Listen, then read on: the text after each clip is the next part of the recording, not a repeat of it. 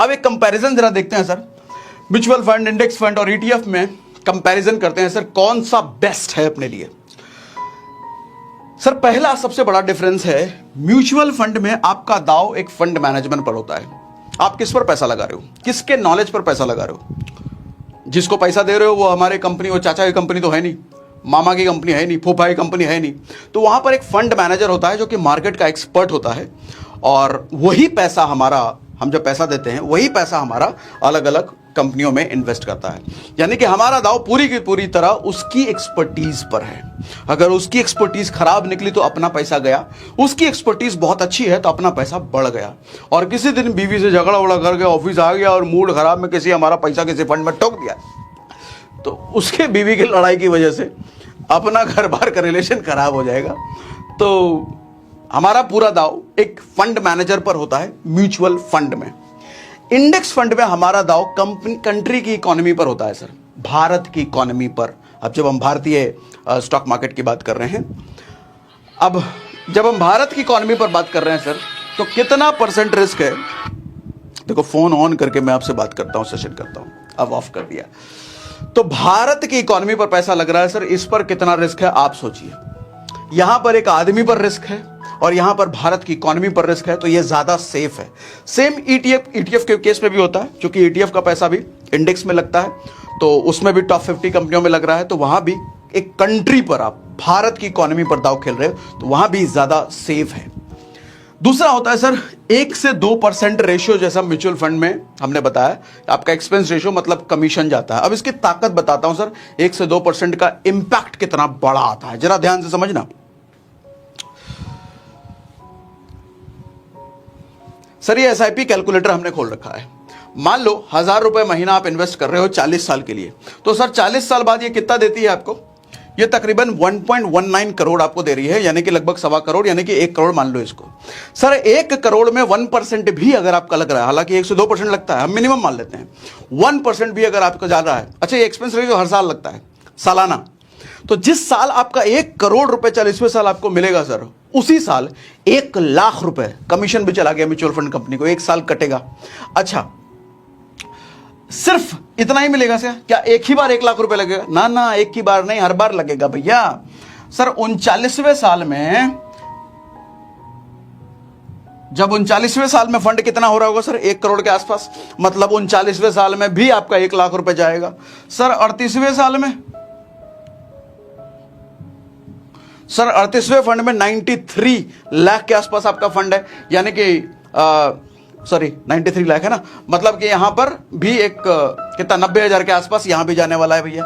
Sir अगर हम बात करें 37वें, यहां 82 यानी कि 80,000 के आसपास आपका यहां भी जाने वाला है। तो समझ रहे हो सर, अगर आप 40 साल का होराइजन अगर लेके चल रहे हो ना, तो 40 साल में और 1000 रुपए महीना आप डाल रहे हो, तो बड़े आराम से 15 से 20 लाख रुपए आपका सिर्फ और सिर्फ कमीशन चला जाता है म्यूचुअल फंड वाली कंपनी को, एक्सपेंस रेशियो के तौर पर 15 से 20 लाख रुपए एक आदमी से म्यूचुअल फंड वाली कंपनी को जाता है।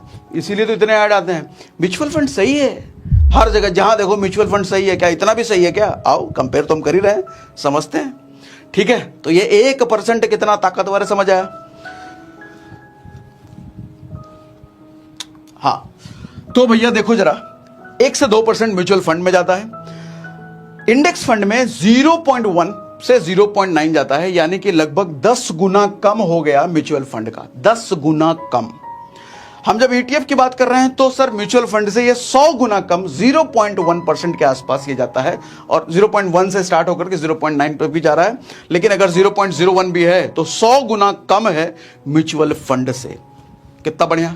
एक तो इतना सेफ है भैया, कंट्री की इकोनॉमी पर आपका पैसा लग रहा है, तो मतलब पूरी लगभग सेफ है, और इतना कम एक्सपेंस रेशियो भी लग रहा है। अब बताओ कौन ज्यादा बढ़िया, म्यूचुअल फंड सही है कि ईटीएफ सही है? आप बताओ। अच्छा, म्यूचुअल फंड और इंडेक्स फंड ये दोनों ही नॉन ट्रेडेबल होते हैं सर। नॉन ट्रेडेबल, आप इसमें ट्रेड नहीं कर सकते हैं। ट्रेड नहीं क्यों कर सकते हैं? इनका ऐसा हिसाब किताब होता है कि आप किसी दिन जब पैसा इन्वेस्ट करते हो ना सर, जिस दिन आपने म्यूचुअल फंड में डाला या इंडेक्स फंड में डाला, तो आपको मान लो आपने शुरू करा, तो उस टाइम पे एनएवी चल रही है, एनएवी छोड़ो, समझाऊंगा किसी और दिन में। ये मान लो कि प्राइस उस दिन चल रहा है, 11 बजे आपने पैसा डाला म्यूचुअल फंड में, और 11 बजे है 100 रुपए का प्राइस। तो उसी टाइम पे 100 रुपए पे आपको वो म्यूचुअल फंड मिल जाएगा क्या? सर डे एंड में जो प्राइस होगा ना उस पर मिलेगा। मान लो प्राइस बढ़ करके डे एंड में 100 रुपए का 110 रुपए हो गया, तो आपको मिलेगा सर डे एंड वाले प्राइस पे 110 रुपए पे। हाँ 100 से 90 अगर मिल गया तो सस्ते में मिल जाएगा, फिर ज्यादा फायदा हो जाएगा उसमें। लेकिन अगर बढ़ गया तो बढ़े हुए प्राइस पर। मतलब ये है कि आप पूरे दिन में 9:15 से लेकर के 3:30 बजे तक किसी भी टाइम बुक करो कोई भी म्यूचुअल फंड या इंडेक्स फंड, मिलेगा आपको शाम वाली प्राइस पर जो क्लोजिंग वाली प्राइस होगी। तो इसलिए ट्रेड नहीं कर सकते। ईटीएफ के केस में रियल टाइम पे मिलता है सर। अगर 11 बजे 100 रुपए है तो उसी टाइम मिल जाएगा। शाम को अगर 110 हो गया 10 रुपए का प्रॉफिट ले लेना, शाम को अगर 90 हो गया तो 10 रुपए का लॉस ले लेना। ठीक है, रियल टाइम पर मिलता है, इसलिए ट्रेडेबल है। यहां ट्रेड कर सकते हो 1-2 मिनट, 1-2 घंटे या 1-2 दिन, 1-2 हफ्ते, 1-2 महीने, 1-2 साल, आपकी मर्जी कितने टाइम के लिए करना है, इधर ट्रेड कर सकते हो। कैसे कर सकते हो आपको लास्ट में जरा दिखाता भी हूं, थोड़ा सा ओवरव्यू देता भी हूं। रुके रहना, उधर भागना नहीं, भागे नहीं हो ना भी। हाँ दिखाता हूं सर। डे एंड प्राइस हमने जैसे यहां पर लिखा, यहां पर जो जब मार्केट क्लोज हो रहा होगा उसी प्राइस पर आपको मिलेगा, चाहे कितने बजे भी आप डालो। ये भी डे एंड प्राइस और ये रियल टाइम। ये बहुत मेजर डिफरेंस है, ये 4 सर बहुत मेजर डिफरेंस है। अच्छा, बहुत लोग पूछते हैं सर क्या ईटीएफ इतना अच्छा है तो हम उसमें एसआईपी कर सकते हैं? अरे चाचा बिल्कुल कर सकते हो, लेकिन फर्क सिर्फ इतना होगा कि आप जब म्यूचुअल फंड में एसआईपी करते हो तो ये ऑटोमेटिक एसआईपी है, इंडेक्स फंड में भी ऑटोमेटिक एसआईपी है। क्या मतलब वो ऑटोमेटिक? ये आपका बैंक से लिंक हो जाता है। जब आप बुक करते हो ना किसी डेट को, और उस डेट को अपने आप ये बैंक से कटेगा हर महीने, इंडेक्स फंड और म्यूचुअल फंड के केस में। ईटीएफ में ये सुविधा उपलब्ध नहीं है सर। ईटीएफ में आपको मैनुअली हर महीने डालना पड़ेगा उस डेट को, तो थोड़ा डिसिप्लिन चाहिए। तो मैं कहूंगा अगर आलसी हो आप, ज़्यादा नॉलेज नहीं लेना चाहते हो, ऐसे ही डाल दिए भाई हमको करना है म्यूचुअल फंड में करना है, तो ठीक है इंडेक्स या म्यूचुअल फंड कोई भी चुन सकते हो। ठीक, बट थोड़ा डिसिप्लिन हो, हर महीने का रिमाइंडर लगा के रख सकते हो, या बैंक में हर महीने शेड्यूल कर सकते हो कि पैसा मेरा वहाँ चला जाए। बैंक में शेड्यूल कर दो ना, हर महीने पैसा उसमें चला जाए तो ठीक है। मैनुअल एसआईपी इसमें किया जा सकता है। ठीक है, अब बात आती है रिस्क की। सबसे बड़ी बात सर, रिस्क म्यूचुअल फंड में डिपेंड अपॉन फंड। हमने म्यूचुअल फंड पर लास्ट सेशन जैसे किया था इस सीरीज में, तो उसमें पूरा हर टाइप के फंड हमने बात करा, large cap, small cap, mid cap, multi, flexi, सारे टाइप के। किस टाइप के फंड पर आप इन्वेस्ट कर रहे हो, रिस्क उस पर डिपेंड करता है। जैसे स्मॉल कैप हाईएस्ट रिस्क सबसे ज्यादा, लेकिन गेन की भी प्रोबेबिलिटी सबसे ज्यादा है।